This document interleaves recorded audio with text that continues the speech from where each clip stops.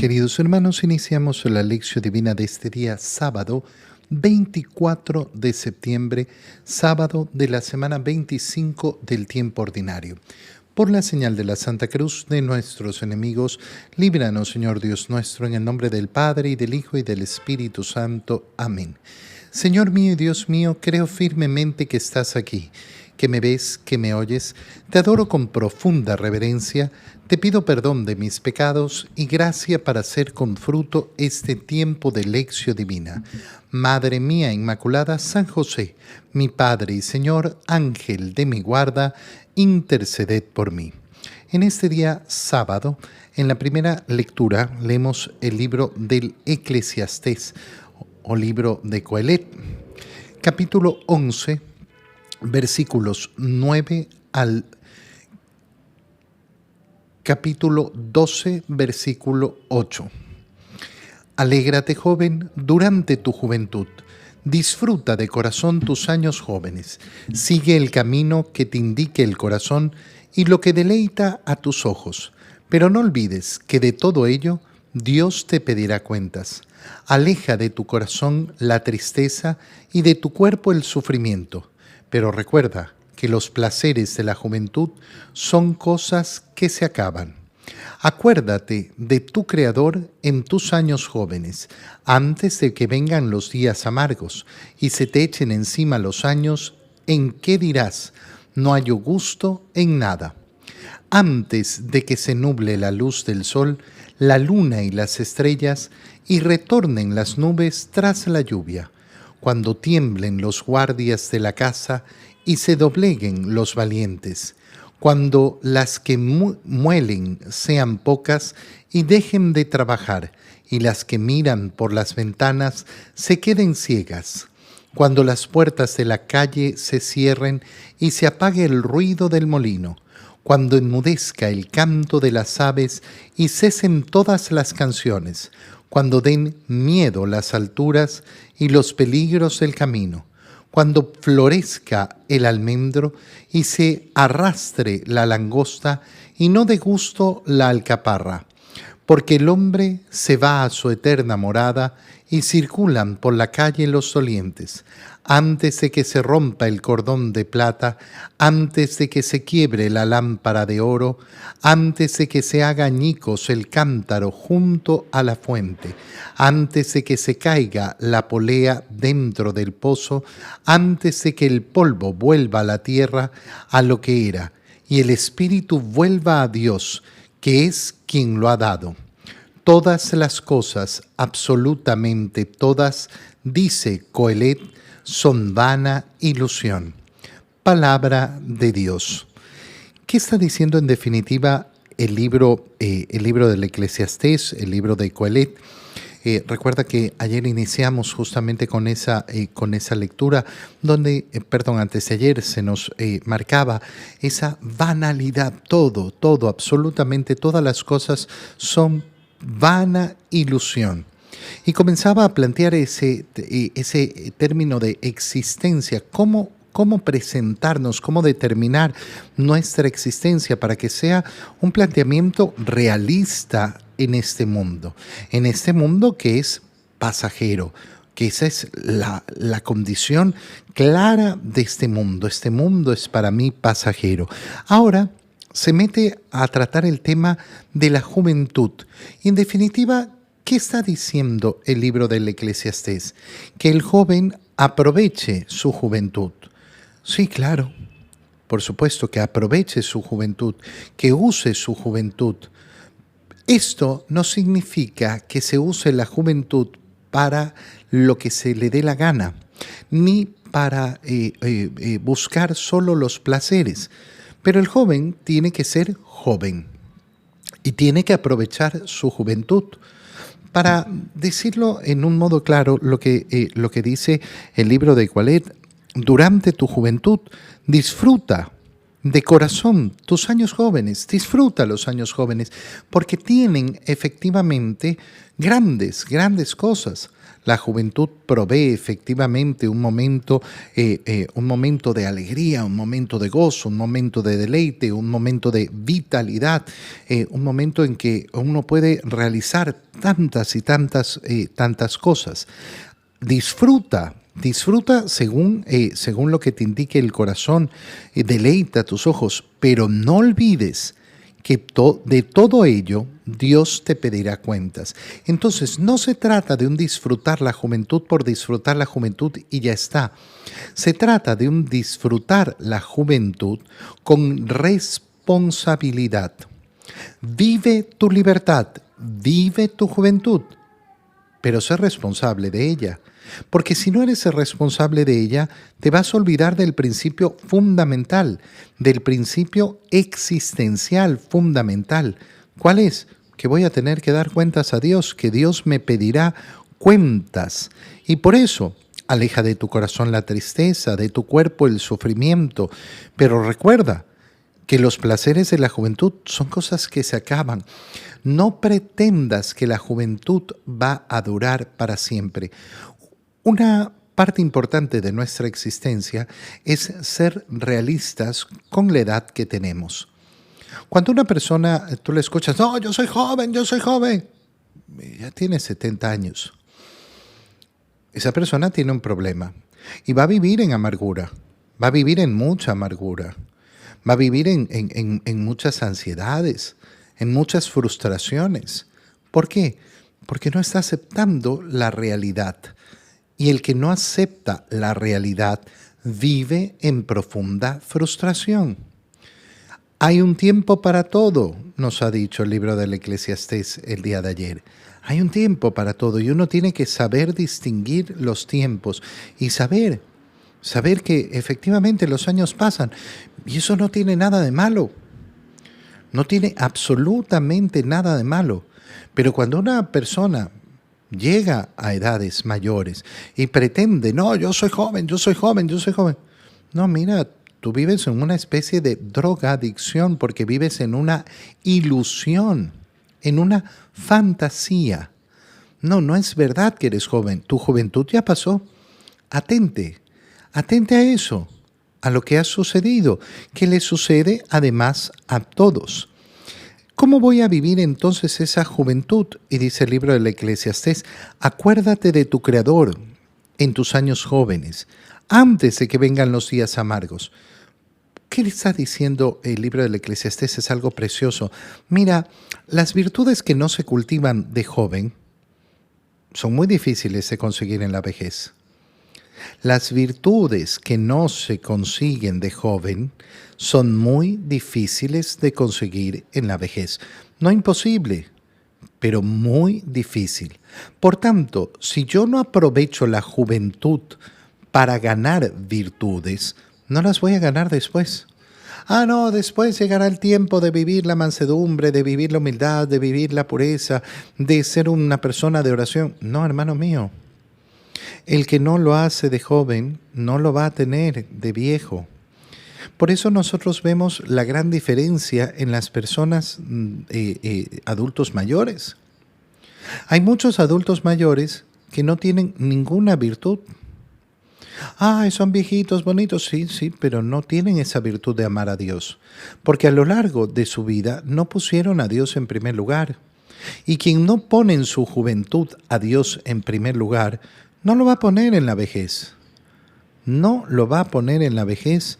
Entonces llegarán esos días amargos y se te echarán encima los años en que dirás, no hallo gusto en nada. ¿Cuántas veces vemos esto y contemplamos? Esa vejez que no tiene gusto por la vida. Que no tiene gusto por la vida. Entonces, antes de que se nuble la luz del sol, antes de que se nublen la luna y las estrellas, antes de eso, antes de la lluvia, tienes que ganar esas virtudes. Entonces continúa efectivamente diciendo cómo el tiempo va a pasar. Y si yo no sé poner prioridades, si yo no sé cuáles son las prioridades en la juventud, posiblemente también me equivoque en la vejez, posiblemente no tenga esa cercanía con el Señor que debo tener, que no tenga esas virtudes. Y por eso termina esta parte del libro del Eclesiastés diciendo lo mismo que ha dicho al inicio. Todas las cosas, absolutamente todas, lo dice Colette, son vana ilusión. Todas las cosas son vana ilusión si no sabes poner el corazón donde debes ponerlo, si lo pones en las ilusiones del mundo, si lo único es el desenfreno. No, yo soy joven y quiero gozar, quiero gozar, quiero gozar. Bueno, hermano mío, te vas a equivocar. Te vas a equivocar rotundamente en la vida.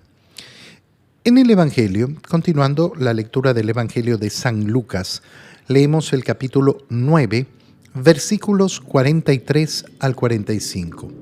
En aquel tiempo, como todos comentaban admirados los prodigios que Jesús hacía, éste dijo a sus discípulos: presten mucha atención a lo que les voy a decir. El Hijo del Hombre va a ser entregado en manos de los hombres. Pero ellos no entendieron estas palabras, pues un velo les ocultaba su sentido y se las volvía incomprensibles, y tenían miedo de preguntarle acerca de este asunto. Palabra del Señor. Ayer leíamos ese episodio que es central, fundamental en el Evangelio, la pregunta del Señor: ¿quién dice la gente que soy yo? ¿Quién dicen ustedes que soy yo? Pedro ha respondido: tú eres el Mesías de Dios. Y el Señor les ha prohibido anunciarlo, dando a entender, sí, esta es la respuesta correcta: yo soy el Salvador. E inmediatamente se ha producido el primer anuncio de la pasión. Ese primer anuncio de la pasión, donde el Señor dice: es necesario que el Hijo del Hombre sea entregado. Y ahora se nos ha presentado en el Evangelio el segundo anuncio de la pasión. Y es sumamente interesante ver dónde parte este anuncio en primer lugar. Como todos comentaban admirados los prodigios que Jesús hacía. Todo el mundo comenta: ay, Jesús, mira lo que hace, mira lo que hace, mira lo que hace. El Señor, ¿qué les dice? Atentos, presten mucha atención a lo que les voy a decir. El Hijo del Hombre va a ser entregado en manos de los hombres. Les vuelve a anunciar su pasión. Les vuelve a anunciar cómo va a ser entregado, cómo va a padecer, cómo va a morir y cómo va a resucitar al tercer día. ¿Por qué este anuncio en este momento? Para que no se escandalicen cuando llegue. Todos están comentando los grandes prodigios de Jesús. ¡Ay, qué maravilla, qué maravilla, qué maravilla, Jesús, Jesús! Pero resulta que ese mesianismo, esa salvación que va a realizar el Señor, va a ser a través de la pasión. Y la pasión va a ser un escándalo. ¿Cómo puede ser que el Salvador muera en la cruz? ¿Cómo puede decirnos: sí, he venido a salvarlos, pero muere en la cruz? No tiene sentido. No lo voy a poder entender. Y por eso el Señor les dice ahora esto. Justamente para que se den cuenta, no es el criterio del mundo. El criterio del mundo se deja llevar por la ilusión, lo que nos ha dicho la primera lectura. Las ilusiones del mundo, las fantasías del mundo. Y entonces vemos algo bonito: ¡ay, qué lindo, qué lindo! Pero resulta que llega la hora de la prueba, llega la hora dura, en que hay que ser perseverantes en el sufrimiento, y ahí se acaba. Y ahí se acaba todo. Entonces el Señor lo que les está diciendo es: atentos, no se dejen engañar por esto. ¿Por qué? Porque el modo de la salvación no va a ser como lo esperan los hombres. ¿Qué sucede? Que ellos no entendieron estas palabras. ¿Por qué no las entienden? Porque ya las hemos escuchado 2 veces y no son palabras complicadas. El Señor, ¿qué les ha dicho? El Hijo del Hombre va a ser entregado, va a ser puesto a muerte, va a ser traicionado y después resucitará. La única parte que puede quedarles en duda es la resurrección, pero el Señor está anunciando con claridad que va a padecer, que va a sufrir, que la suya no será una victoria como la de Moisés, como la de David. No ganará en una batalla. No es eso, no es esa la salvación. Y esto no lo logran comprender. Y es interesante lo que nos dice el Evangelio. ¿Por qué no entendían? Porque un velo les ocultaba el sentido de estas palabras y las volvía incomprensibles. ¿De qué velo se trata? Bueno, es el velo de aquel que vive alejado todavía de la gracia de Dios. Mira, uno de los efectos que produce la gracia de Dios es justamente quitarnos el velo a la razón para poder entender las realidades de fe. Por eso es tan difícil poder comunicarse con una persona que no tiene fe sobre los asuntos de fe. ¿Por qué? Porque le resultan incomprensibles, porque hay un velo que le impide entender, que le oculta el sentido de las palabras de fe. Los apóstoles están caminando junto al Señor, están en ese camino, pero todavía no han recibido la plenitud de la gracia. ¿Y por qué no han recibido la plenitud de la gracia? Porque eso justamente que les está anunciando el Señor todavía no ha ocurrido. Y eso que debe ocurrir, es decir, que sea entregado, que muera en la cruz, es justamente la fuente de la gracia que quita el velo. Por eso solo a la luz de la resurrección y con la llegada del Espíritu Santo, entonces comprenderán las Escrituras, entonces comprenderán las palabras del Señor. Por ahora están con ese velo. No te frustres ni te amargues cuando hables con una persona que no entiende las verdades de fe. Cuando no entiende las verdades de fe porque está con ese velo. Lo que tenemos que tener más bien en nuestro corazón es compasión. Compasión de que esta persona no puede entender. No, ustedes, ¿cómo se van a confesar con un hombre pecador igual que ustedes y comen ahí un pan como si fuera cuerpo de Cristo? Eso es canibalismo y que no sé qué. Uno está aquí para vivir la vida. Y uno dice, no va a entender. ¿Por qué? Porque tiene un velo sobre la razón. Y ese velo solo lo quita la gracia de Dios. No te amargues. No te amargues. Cuando tienes que tratar con personas sin fe, no te llenes de amargura. Llénate de compasión. Llénate de compasión. Y date cuenta de que si el velo ha sido quitado de tus ojos, de que si tú puedes ver las realidades de fe, no es por mérito tuyo, es por la gracia de Dios. También esto nos tiene que llevar a reflexionar en cuántas cosas todavía tendremos velo, en cuántas cosas todavía efectivamente nuestra razón no será capaz de entender. Aquel que pretende que ya ha conocido y conoce todas las cosas y las entiende y que conoce todas las realidades de la fe, cuidado, mucho cuidado. Siempre tenemos que ir destapando, sacando el velo, siempre es una acción continua. Hay momentos más sublimes de luz, pero siempre estaremos quitando ese velo. Y termina el Evangelio diciéndonos algo tremendo, terrible. ¿Por qué no entendían además las palabras del Señor? Porque este velo cubría su razón, pero además porque tenían miedo de preguntarle acerca de este asunto. Lo cual demuestra cómo todavía no han caminado el camino de la liberación que ofrece el Señor.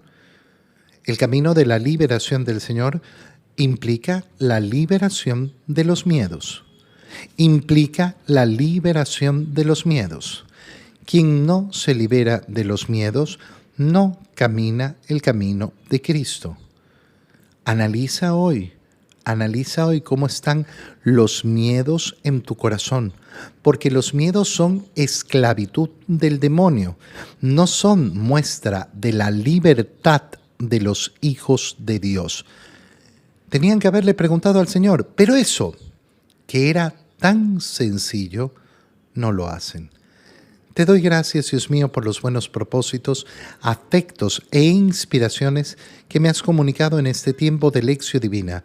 Te pido ayuda para ponerlos por obra. Madre mía Inmaculada, San José, mi Padre y Señor, Ángel de mi guarda, interceded por mí.